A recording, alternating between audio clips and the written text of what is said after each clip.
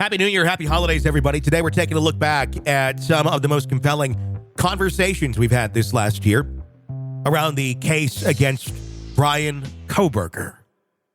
This is an examination of the hidden human condition. This is the Hidden Killers Podcast. The Hidden Killers Podcast. With Tony Brueski. Psychotherapist and author Siobhan Scott is joining us right now, Hidden Killers contributor as well, as we continue to dive down the road of the case against Bryan Kohberger. I want to talk about the arguments that are being made on the part of Kohberger first, because I think it's just interesting to kind of put them all into one category here, or one lump. Some of the big ones that we're currently looking at, the term phantom matches on the DNA, according to an affidavit by DNA expert Leah Larkin, who is an expert witness that was hired by the defense, despite other experts, many experts, most of the experts saying, this is obviously, it's a science. There is not a lot of room for argument or saying that something could have gone wrong or did go wrong or there's an error.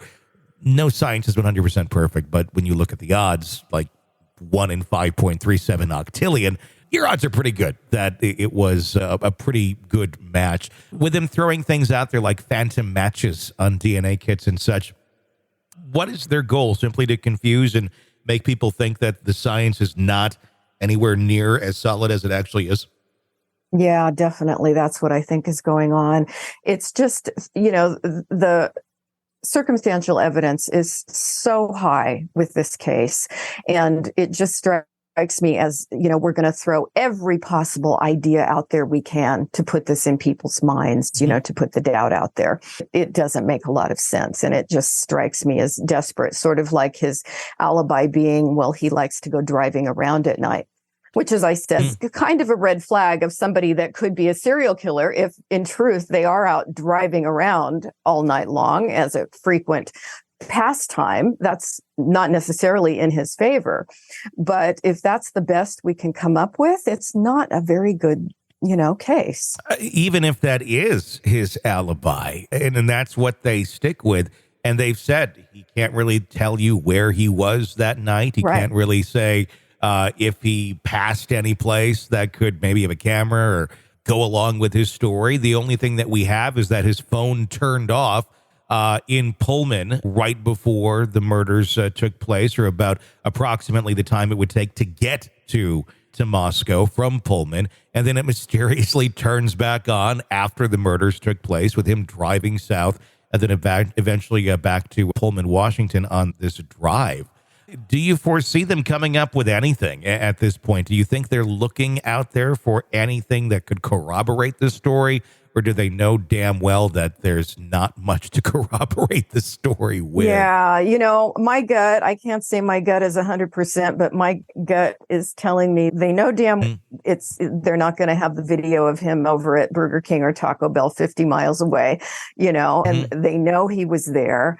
And this is just, try whatever they can come up with. And they must spend a lot of time sitting around and trying to think up, what else can we throw out here? Another thing that they've been throwing out, not necessarily in the last few weeks, but in the last few months, we've heard them subpoenaing information on officers that were involved in the investigation. We're not quite sure the angle they're going with that yet, if anywhere. It might have just been seeing what they could pull up. But tunnel vision kind of seems to be one of the areas that they're hinting at, suggesting that maybe law enforcement was so fixated on Kohberger as the primary suspect that they might have ignored other avenues of the investigation. Do you feel like there's any legs to that sort of an argument? Yeah, I don't see it. I just don't see it. I think when defense attorneys, try to find anything they can in the histories of the investigating officers to try to show that they're, in some cases they're racist or they're prejudiced or they've got some kind of flaw or they've made these egregious mistakes and done things in the past that were inappropriate and wrong. It's just more, what else can we come up with here? So let's look at the officers.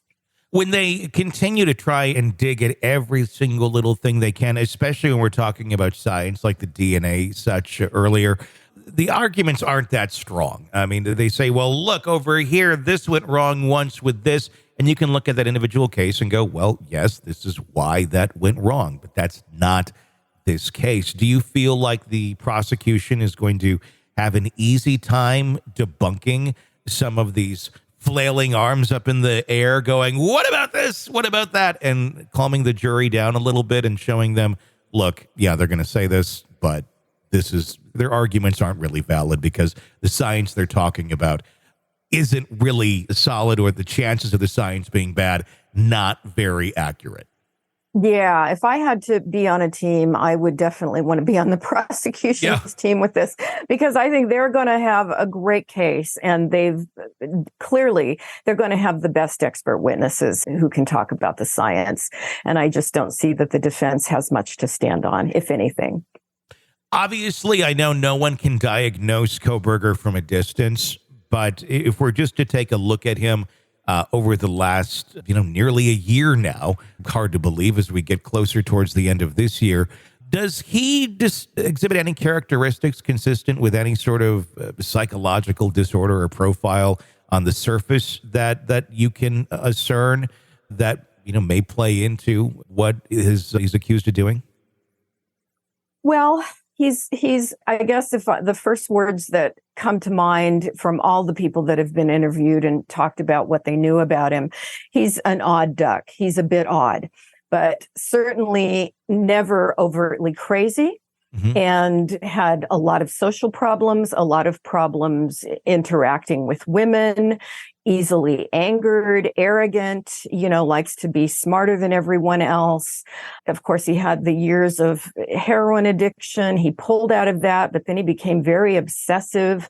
He's quirky, he's strange, he's odd, and it would not surprise me that he had this secret fantasy life built around perverse kind of sexuality and the domination of women. That's a consistent theme that comes through, is this, the uppityness, the narcissism, and the drive to, dominate women and interact with women in strange ways. So that we can say that most serial killers are psychopathic. Of course, they don't have empathy for other people. I don't see Bryan as being a person who was very empathic or connected in any kind of close ways with people. The narcissism is common among serial killers, always being the smartest guy in the room.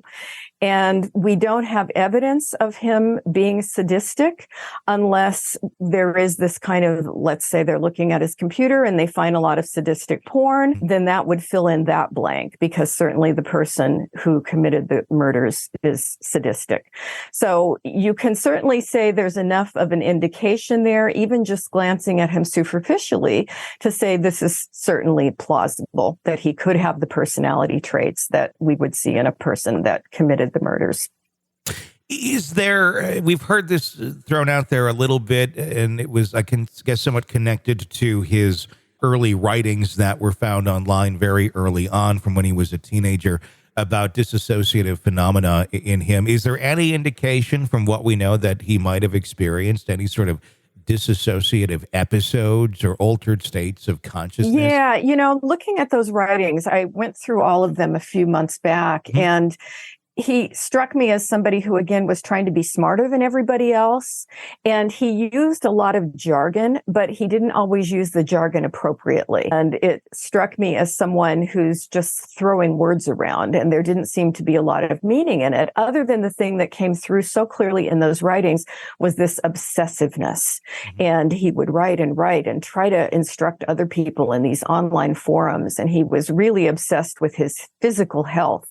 And it was rather sad in that he was such an isolated person, and doing all this writing online in these health-related forums didn't seem to have legitimate connections, in day-to-day life, but really did want to be smarter than everybody else and using a lot of jargon. And it struck me as kind of regurgitating things that he had read in other places.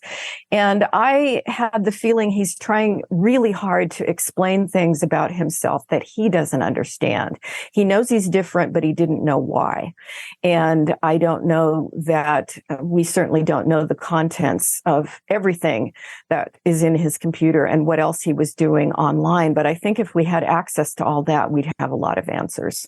This is an examination of the hidden human condition This is the Hidden Killers Podcast. with Tony Brueski.